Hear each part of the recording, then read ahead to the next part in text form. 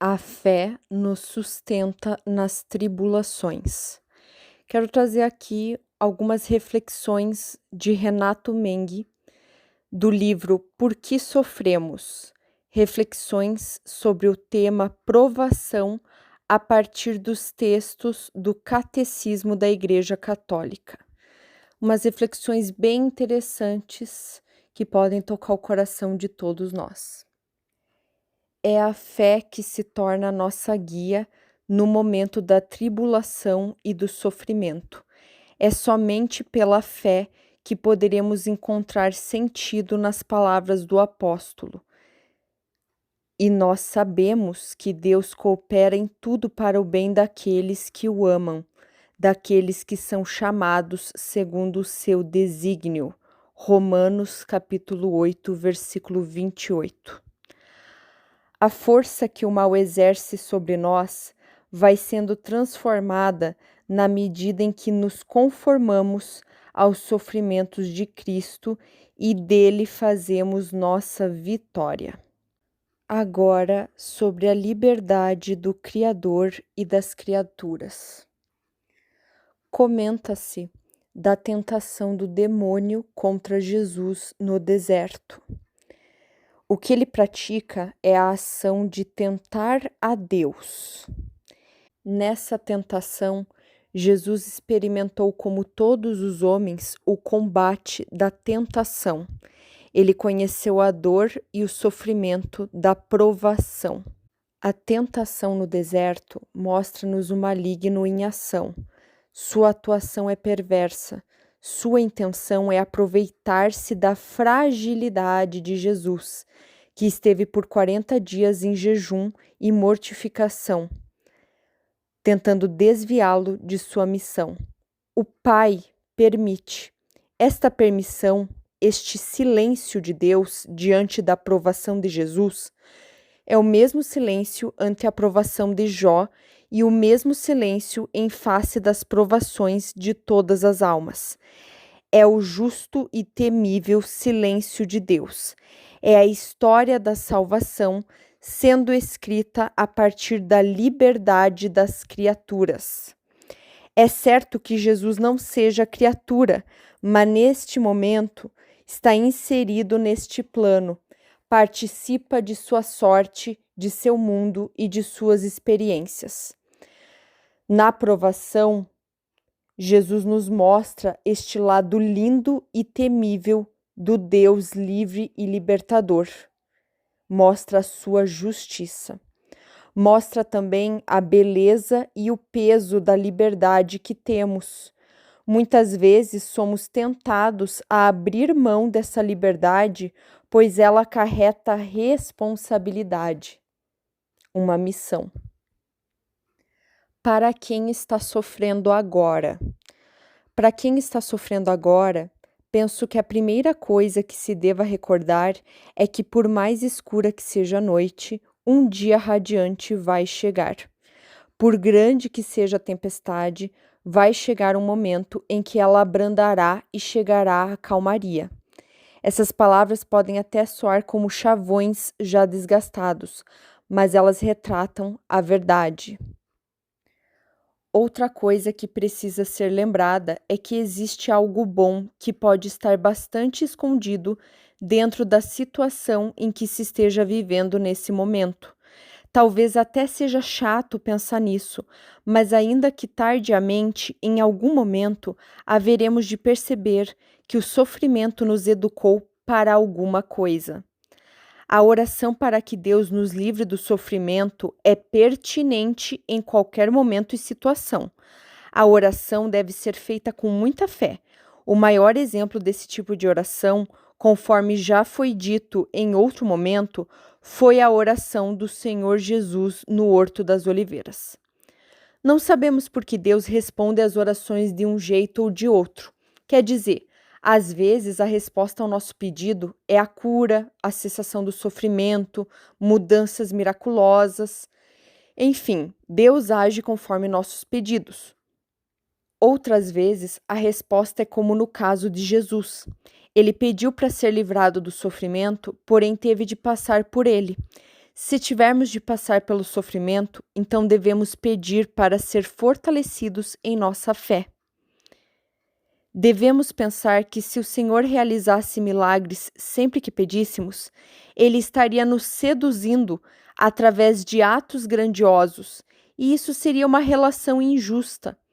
Um ser todo-poderoso nos atraindo com atos de poder e maravilhamento. Portanto, devemos pedir, mas não devemos esperar que nossa vontade seja feita e nem imaginar que a vontade de Deus seja nosso sofrimento.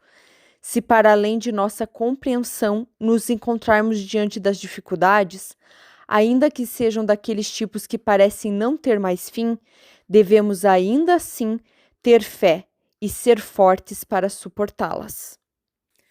Afinal, por que as orações não são atendidas ou demoram para serem atendidas? Vamos ver João, capítulo 15, versículo 7. Se permanecerdes em mim e as minhas palavras permanecerem em vós, pedireis tudo o que quiserdes e vos será dado. Tiago, capítulo 4, versículos 2 e 3. Cobiçais e não recebeis, sois invejosos e ciumentos, e não conseguis o que desejais, litigais e fazeis guerra. Não obtendes, porque não pedis. Pedis e não recebeis, porque pedis mal, com o fim de satisfazerdes as vossas paixões. João, capítulo 15, versículos 1 e 2. Eu sou a videira verdadeira, e meu pai é o agricultor. Todo ramo que não der fruto em mim, ele o cortará, e podará todo o que der fruto, para que produza mais fruto. Que não nos afastemos de Deus mesmo frente ao silêncio dos nossos pedidos.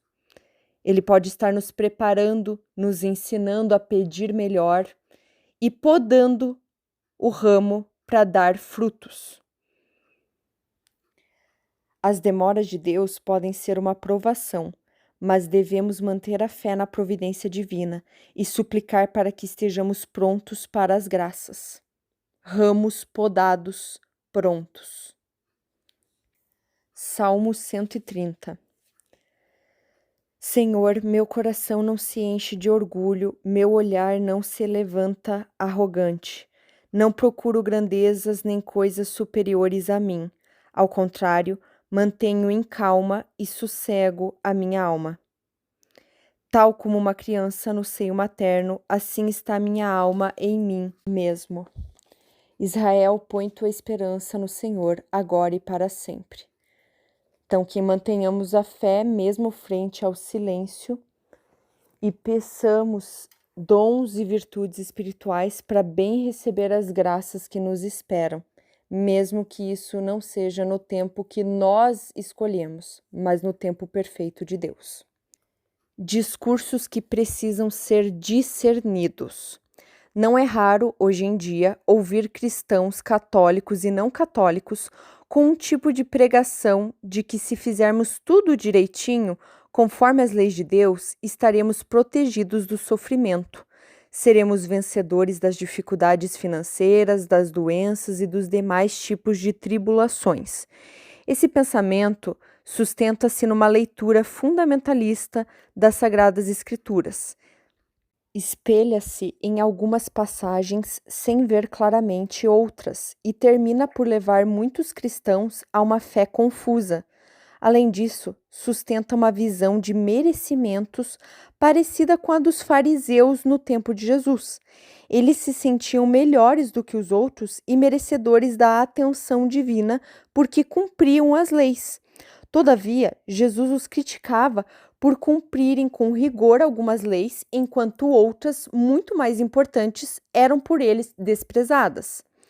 Em alguns casos, esse tipo de pensamento pode levar a conclusões radicais, que reduzem os problemas humanos às consequências dos pecados praticados e aos efeitos da ação diabólica, especialmente quanto às questões de saúde física e psicológica.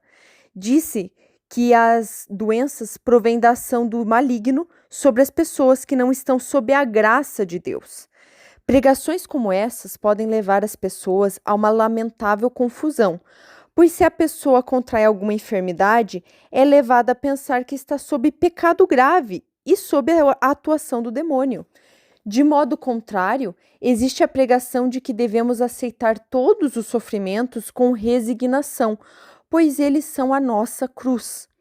Um pensamento como esse pode levar-nos ao conformismo, fazer de nós pessoas sem iniciativa, além de mostrar a face de um Deus que envia o sofrimento e a dor ao seu povo.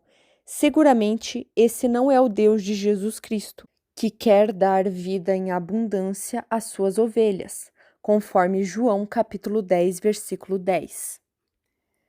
A Igreja ensina que os seres humanos estão sujeitos ao sofrimento, embora Deus não seja nem direta nem indiretamente o autor do mal, conforme o Catecismo 311.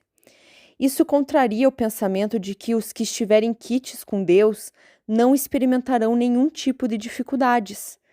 Contraria também que os sofrimentos devem ser vividos com um conformismo sem lutas, numa aceitação que aliena e da qual não emergem soluções para os problemas que se levantam, pois o sofrimento é uma experiência de mal e não provém de Deus, embora possa ser utilizado para o amadurecimento humano. Afinal, Deus consegue fazer tudo de bom até com algo que é ruim. Mas não é porque alguma coisa ruim acontece com a gente que é porque nós não estamos sendo cuidados por Deus, ou que Ele não atenderá nossas orações, ou que é errado pedir o livramento daquele sofrimento. O importante é entender que se Deus der silêncio para nós, há algum motivo muito especial para isso. Então, que persistamos na fé, pedindo por clareza, por dons espirituais, para manter a fé e para estarmos prontos para as graças que Ele nos dará. Algum motivo há para tudo e Ele sabe fazer algo de bom com tudo o que acontece. A caminhada daquele povo pelo deserto foi dolorosa, tanto que muitos preferiam voltar e continuar escravos a ter de suportar aquela vida. Deus lhes queria dar uma vida abundante na liberdade, mas era necessário que lutassem contra a escravidão passando pelo deserto, não para morrer nele, mas para adquirir a liberdade e uma vida melhor. Deus os estava fazendo mais fortes e não acomodados. Os milagres que Deus realizou através de Moisés não excluíram a necessidade da caminhada e dos sofrimentos da vida nômade. Por outro lado, os sofrimentos os faziam procurar saída para aquela situação. Aliás, é bom recordar que permaneceram por mais tempo no deserto justamente por não demonstrarem fortaleza para enfrentar os povos que já habitavam aquela região. Lembrando que essas reflexões e muito mais estão no livro Por que Sofremos? Reflexões sobre o tema Provação a partir dos textos do Catecismo da Igreja Católica, escrito por Renato Mengue.